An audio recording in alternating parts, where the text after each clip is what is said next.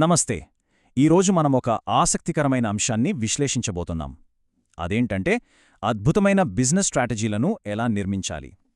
క్యాలీ డామర్ రాసిన business strategy essentials ఆధారంగా అసలొక successful వ్యాపార సామ్రాజ్యాన్ని ఎలా నిర్మిస్తారనేది మనం ఇప్పుడు వివరంగా తెలుసుకుందాం.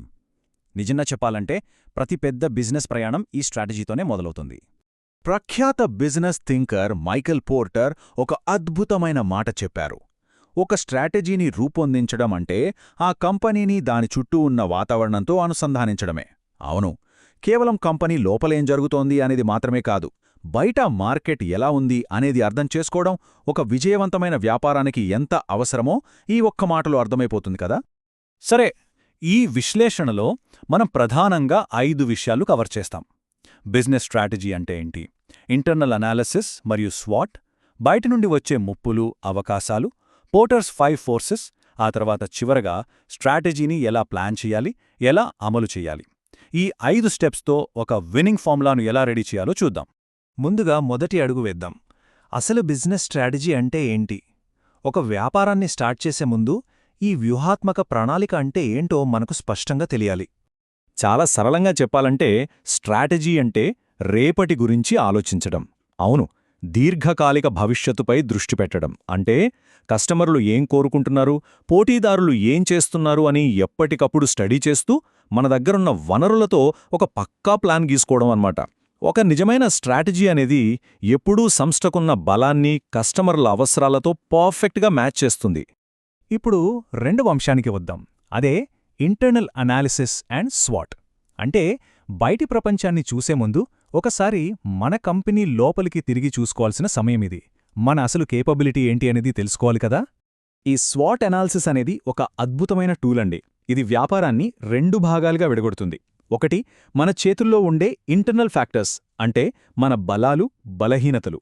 2, మన కంట్రోల్లో లేని ఎక్స్టర్నల్ ఫ్యాక్టర్స్ అంటే బయట నుండి వచ్చే అవకాశాలు మరియు ముప్పులు. ఈ క్లారిటీ ఉంటే సగం ప్లానింగ్ అయిపోయినట్లే. ముందుగా సంస్థ లోపల ఉండే ఇంటర్నల్ ఫ్యాక్టర్స్ని గమనిస్తే మంచి బ్రాండ్ ఇమేజ్ ఉండటం, స్కిల్డ్ వర్క్ఫోర్స్, అలాగే లేటెస్ట్ టెక్నాలజీ వాడటం ఇవన్నీ సంస్థకు కొండంత బలాన్నిస్తాయి. అదే సమయంలో ఎప్పుడో పాతబడిపోయిన టెక్నాలజీని ఇంకా పట్టుకోవేలాడటం, సరిగా పనిచేయని ప్రాసెస్లు ఉండటం ఇవి కంపెనీని లోపలి నుండే దెబ్బతీసే అత్యంత ప్రమాదకరమైన బలహీనతలు. ఇక్కడొక ఆసక్తికరమైన ప్రశ్న. మన ఇంటర్నల్ బిజినెస్ సీక్రెట్స్ మన కాంపిటీటర్స్కి తెలిస్తే ఏమవుతుంది? ఊహించడానికే భయంగా ఉంది కదా. ఇది చాలా కఠినమైన వాస్తవం. మన కంపెనీలోని లొసుగులు లేదా రహస్యాలు లీకైతే అవి అమాంతం మన కాంపిటీటర్స్కి పవర్ఫుల్ ఆయుధాలుగా మారిపోతాయి. అందుకే ఇంటర్నల్ ఎనాలిసిస్ మీద అంత శ్రద్ధ పెట్టాలి. ఇక మూడవ దశకు వెళ్దాం. ఎక్స్టర్నల్ థ్రెట్స్ మరియు ఆపర్చునిటీస్. కంపెనీ లోపల అంతా సెట్ చేసుకున్నాక ఒక్కసారి బయట వాతావరణం అంటే పర్యావరణం వైపు చూస్తే అక్కడ సరికొత్త సవాళ్లు, అదే స్థాయిలో అద్భుతమైన అవకాశాలు మనకోసం ఎదురుచూస్తుంటాయి. ఈ బయట ఫ్యాక్టర్స్లో ప్రధానంగా మనం గమనించాల్సింది మారుతున్న మార్కెట్ ట్రెండ్స్, కస్టమర్ల కొత్త అవసరాలు, అలాగే మన పోటీదారుల బలహీనతలు. వీటితో పాటు అకస్మాత్తుగా వచ్చే ఆర్థిక మాంద్యం లేదా టెక్నాలజీ మార్పులు. ఒక సక్సెస్ఫుల్ కంపెనీ ఎప్పుడూ ఈ మార్పులను పసిగడుతూనే ఉండాలి. అవకాశాలను వాడుకుంటూ ముప్పుల నుండి తప్పించుకోవాలి. ఇది అర్థం చేసుకోవడానికి ఒక చిన్న ఉదాహరణ చూద్దాం. ఒకప్పుడు మనం బటన్ ఫోన్సు, బేసిక్ కత్తెరలు వాడేవాళ్లము. కాని ఇప్పుడు అంతా స్మార్ట్ ఫోన్సు, అడ్వాన్స్ ట్రిమ్మర్స్ ప్రపంచం. మరి మార్కెట్ ఎవల్యూషన్ని పట్టించుకోకపోతే ఏమవుతుంది? మనం ఇంకా పాత ఫోన్లే అమ్ముతాం అంటే బోర్డు తిప్పేయాల్సిందే. మార్పుకు తగ్గట్టు అప్డేట్ అవ్వకపోతే అవుట్డేట్ అయిపోవడం ఖాయం. రైట్, ఇప్పుడు 4వ విభాగానికి వద్దాం. Porters 5 forces. మార్కెట్లో పోటీ ఏ రేంజ్లో ఉందో, అసలు గేమ్ ఎలా నడుస్తుందో డీప్గా అర్థం చేసుకోవాలంటే మనకు ఇలాంటి ఇండస్ట్రీ అనాలిసిస్ ఫ్రేమ్వర్క్స్ ఖచ్చితంగా తెలియాలి. బిజినెస్ వరల్డ్లో ఇదొక క్లాసిక్ మోడల్. ఇందులో 5 ముఖ్యమైన ఫోర్సెస్ ఉంటాయి. 1, మార్కెట్లో ఆల్రెడీ ఉన్నవాళ్ల మధ్య పోటీ. 2, కొనుగోలుదారుల బేరసారాల పవర్.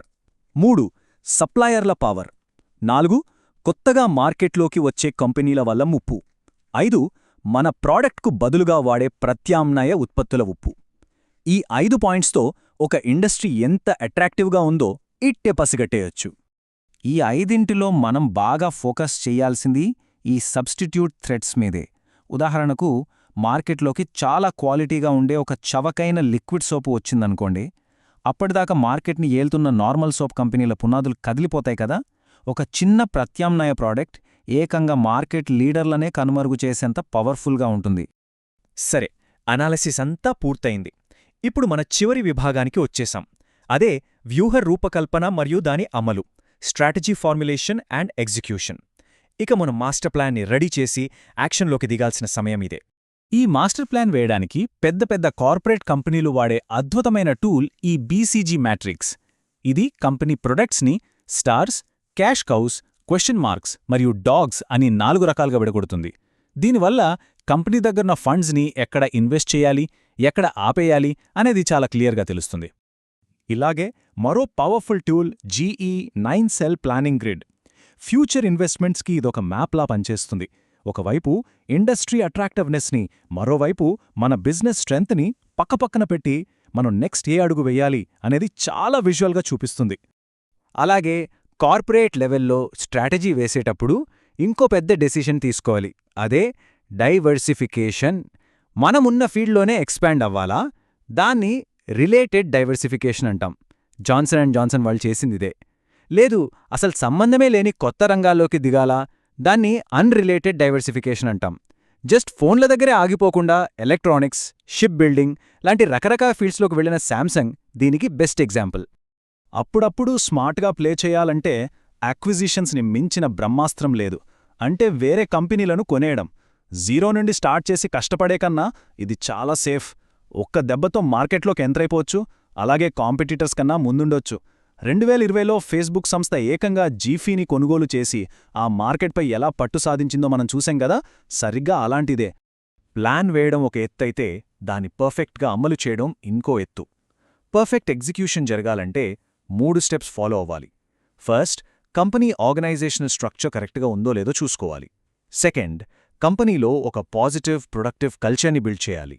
ఇక third and most important, great leadership. ఒక సీఈఓ కేవలం ఆర్డర్స్ వేయడం కాదు, తనే ఒక రోల్ మోడల్గా నిలబడాలి. అప్పుడే ఆ స్ట్రాటజీ 100% వర్కౌట్ అవుతుంది. ఇక ఫైనల్గా ఒక ఆలోచింపజేసే ప్రశ్నతో దీన్ని ముగిద్దాం. రేపొద్దున ఈ కాంపిటీషన్ రూల్స్ అన్నీ పూర్తిగా మారిపోతే మన స్ట్రాటజీ ఆ దెబ్బను తట్టుకుని నిలబడగలదా? ఎందుకంటే ఒక బెస్ట్ స్ట్రాటజీ అంటే కేవలం ఈరోజు ప్లాన్ చేసుకోవడం కాదు, రేపు రాబోయే ఊహించని సవాళ్లను ఎదుర్కొనేంత చురుకుగా, ఫ్లెక్సిబుల్గా ఉండటం. బిజినెస్ని లీడ్ చేయాలనుకునే ప్రతి ఒక్కరూ తమని తాము అడుక్కోవాల్సిన అతి ముఖ్యమైన ప్రశ్నిది.